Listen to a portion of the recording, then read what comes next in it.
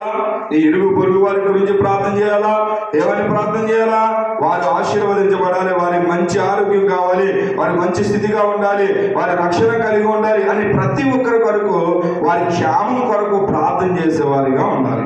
తర్వాత మన గ్రామ నాయకుల కొరకు, మేము ఎప్పుడు కూడా మన తిరుమాలి కొరకు, నెల్లిపూడి కొరకు, ఇంకా మన రాష్ట్రంలో ప్రతి గ్రామం కొరకు, ప్రతి మండలం కొరకు కూడా ప్రార్థన చేస్తూ ఉంటాం. ఎందుకంటే ఆ ఉదయకాల సమయంలో లేచి 4 గంటల నుంచి 5 గంటల వరకు ప్రార్థించి స్తుతిస్తూ ఉంటాం.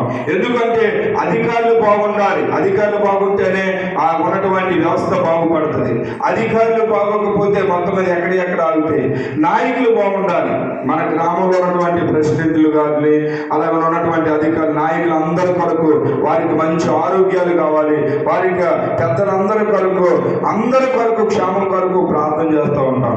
వారు బాగున్నప్పుడే వారి యొక్క గ్రామం కూడా అభివృద్ధి అవుతుంది, గ్రామం కూడా క్షేమంగా ఉంటుంది. అందునిమిత్తమే వారందరి కొరకు ప్రార్థన చేయమని బైబిల్ చెప్తా ఉంది. కాబట్టి ప్రతి ఒక్కరూ ప్రార్థన చేయడం మొదలు పెడతా ఉన్నాం. దేవుని స్తోత్రం.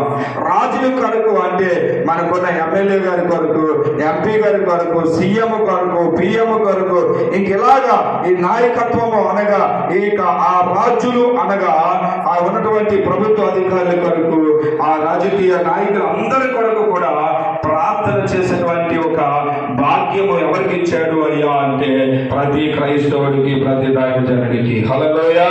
వారి క్షేమం కొరకు ప్రార్థన చేసే వారిగా ఉండాలి ప్రతి మానవుడు కూడా.